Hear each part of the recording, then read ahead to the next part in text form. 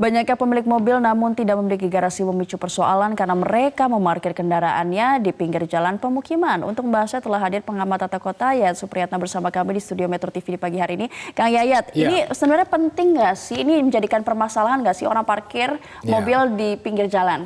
Kalau lebar jalan di lingkungan permukiman cukup memadai, mungkin masih bisa menampung. Dan kita fakta itu lebar jalan di lingkungan permukiman sangat terbatas sekali, mungkin sekitar 4 meter. Untuk orang jalan trotoar aja nggak bisa jalan jalan. Jadi ini memang satu catatan, kalau di perumahan formal itu memang rata-rata rumah itu disiapkan hanya punya satu garasi. Tapi ketika kebutuhan bertambah, dinamika mobilitas makin tinggi, apalagi tidak punya public transport, dengan sangat terpaksa orang membeli mobil kedua. Apalagi Jakarta punya genap ganjil ya kan, ganjil genap gitu kan. Jadi mau tidak mau, wah ini harus membeli mobil kedua dan ketiga. Yang menjadi masalah, kemampuan membeli mobilnya bisa, apakah untuk simbolik, untuk usaha, untuk dagang, tetapi kemampuan untuk menyediakan garasi ini sangat terbatas. Dulu waktu zamannya Pak Jarot itu kan pernah membuat persyaratan untuk ada garasi sebagai syarat untuk memiliki mobil. Tapi pertanyaannya, apakah itu bisa menjadi jaminan? Kedua, kalau tidak memiliki garasi, apakah ada sanksi nggak di dalamnya? Kalau tidak ada sanksi atau himbauan, ya dia mengatakan ya saya kan punya hak untuk membeli mobil. Tapi kalau persoalannya harus punya garasi, nah ini sebetulnya tanggung jawab siapa? Apakah tanggung jawab pemilik mobilnya untuk membeli garasi kalau memang lahan garasinya tidak ada, atau kewajiban dari pemerintah untuk memfasilitasi kebutuhan masyarakat dengan public transport? Nah, dinamika yang menarik itu kan begini, bahwa sebuah keluarga itu tumbuh kembang ekonomi kan terus meningkat. Tadi mungkin sederhana, makin sejahtera, punya motor, tiba-tiba punya mobil. Nah, yang menjadi masalah, dia tinggal di lingkungan pemukiman padat.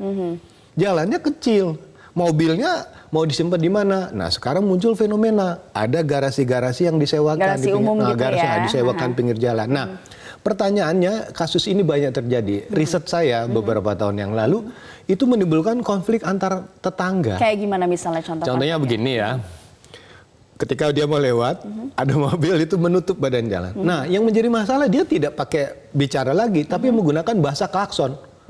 Jadi klakson yang kencang itu udah membuat bahwa ini ada persoalan emosi, persoalan ketegangan di masyarakat ketika dia merasa kenyamanannya terganggu. Nah, pertanyaannya kan, bahkan spanduk-spanduk ini udah pernah banyak terjadi di beberapa perumahan-perumahan yang formal. Tapi nggak digubris juga nah, tidak gubris. Nah, pertanyaannya, bagaimana nanti peran RT RW-nya? Nah, di beberapa kawasan perumahan itu dia menyediakan, misalnya contoh ya, ada di kawasan Kemayoran misalnya, di rumah susun itu tidak ada tempat parkir mobil. Dia menyewakan satu hamparan, areal kosong. Jadi parkirnya ke kawasan itu. Dan si pemilik mobil berjalan kaki ke rumahnya. Nah, kalau misalnya ada yang konflik seperti ini, bisakah RT, RW mencari areal tanah atau lokasi yang bisa dikerjasamakan? Nah, jadi semua mobil bisa diparkir di kawasan tersebut. Kalau solusinya seperti itu, misalnya ada ruang publik untuk parkir, itu tidak menimbulkan konflik sebenarnya. Nah, pemanfaatannya kan disesuaikan dengan kebutuhan dan jamnya. Misalnya contoh, kan biasanya parkirnya pada malam hari. Pagi sampai sore orang bekerja. Bisa dimanfaatkan untuk kegiatan lain. Parkirnya di malam hari ya kan. Nah, jadi pada malam hari ketika tidak ada aktivitas di kawasan tersebut, bolehlah parkir di kawasan yang sudah disepakati. Tapi lagi-lagi harus rembukan sama RT dan RW. RT RW. Jadi kalau tidak ada kesepakatan, karena himbauan-himbauan itu mungkin adalah sebuah bentuk protes dari masyarakat yang merasa bahwa warga itu makin tidak peduli dengan tetangga kiri kanannya gitu, ya kan? Jadi ketika orang sudah dihimbau tidak melakukan perubahan, ya pasang spanduk lah. Tapi pertanyaan, sesudah spanduk apa gitu kan? Itu sanksinya juga apa? Sanksinya selain klakson tidak nyaman? Tidak gitu nyaman dan sebagainya. Karena ini membuat ketegangan semakin tinggi. Nah, kalau ini sudah menjadi sebuah gerakan massa, sebuah bentuk protes atas suatu lingkungan yang memang makin lama tidak nyaman, harusnya diminta kembali kepada masyarakat untuk mencari jalan keluar secara bersama-sama. Pajak progresif ini tidak menjadi suatu tidak menjadi hal itu, yang ini. karena bagi masyarakat pajak progresif pun berapapun harganya, berapapun ketentuannya, kalau dia butuh kendaraan, ya susah lah kan. Nah, karena bukan apa-apa. Kebanyakan sekarang ini rumah makin lama makin jauh dari pusat kantor, dari pusat kegiatan ekonomi. Ketika rumah jauh, kemudian tidak ada public transport ke sana, orang terpaksa harus beli rumah, harus beli mobil atau beli motor untuk kemudahan mobilitasnya. Nah, inilah yang menjadi masalah.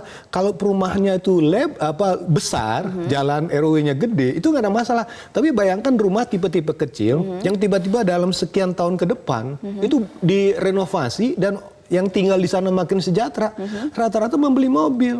Nah, di sini persoalan yang terjadi.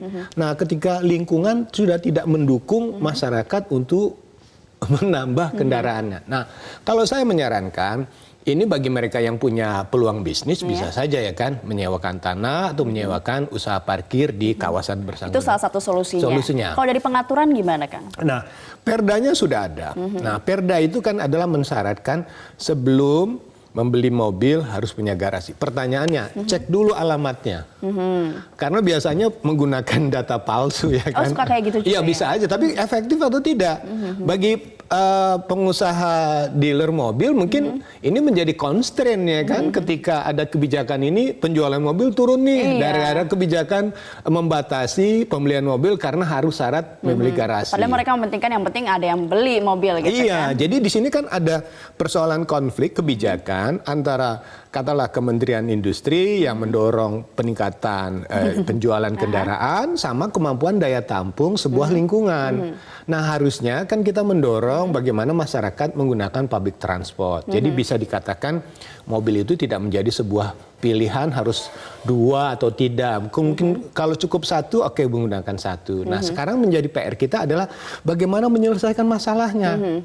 Spanduk itu hanya sebagai peringatan. Bagaimana solusinya? Maka masyarakat itu harusnya mencari jalan keluar secara bersama-sama. Contohnya seperti apa yang paling bisa dilakukan konkret, nggak usah menunggu dari pemerintah pusat gitu kan, lama biasanya. Karena ini pertama kan lebih banyak terjadi pada lingkungan permukiman. Nah, peran dari RT RW-nya.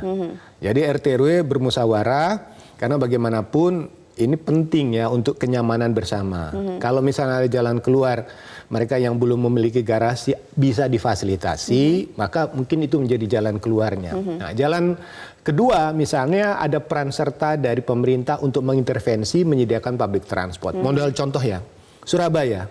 Surabaya itu yang namanya kelurahan atau kampung itu, setiap jalan keluar dari kampung itu ada shelter angkutan umum. Jadi gampang. Ya, jadi orang cukup berjalan kaki dari rumahnya menuju gang di pinggir jalan besar, di situ ada angkutannya. Nah, DKI pun sekarang kan sudah ada Jaklingko. Jaklingko-nya sudah sampai mana nih? Kalau bisa Jaklingko itu bisa menyentuh ibaratnya door to door service. Benar, keluarga langsung ada gitu kan. Jadi dan headway-nya waktunya lebih cepat. Karena masyarakat juga selalu punya alasan untuk membeli mobil karena habis transportasinya tidak mudah gitu kan. Jadi kalau misalnya, mohon maaf, sekarang kan udah zaman online juga. Zaman online tuh pencet aja sudah langsung dijemput di depan rumah ya kan. Jadi tidak perlu beli mobil juga ya. Bahkan ada yang berani mengiklankan, tinggalkan mobil Anda di rumah, kami jamin biaya yang Anda keluarkan itu lebih murah daripada membawa kendaraan. Jadi kerjasama semua itu hanya masyarakat, pemerintah, RT RW, bahkan mungkin tadi yang online itu juga jadi kan sebetulnya mau pilih mobil apapun bisa ya kan. Kemudian bisa dilayani door to door service. Tapi sekali lagi memang kadang-kadang mobil itu menjadi bentuk simbolik status. Kang Yayat, terima kasih banyak di Metro Pagi Prime Time pada pagi hari ini. Kita berharap agar kedepannya ini bisa ditertibkan dan tidak saling klakson ya satu sama lain. Kami akan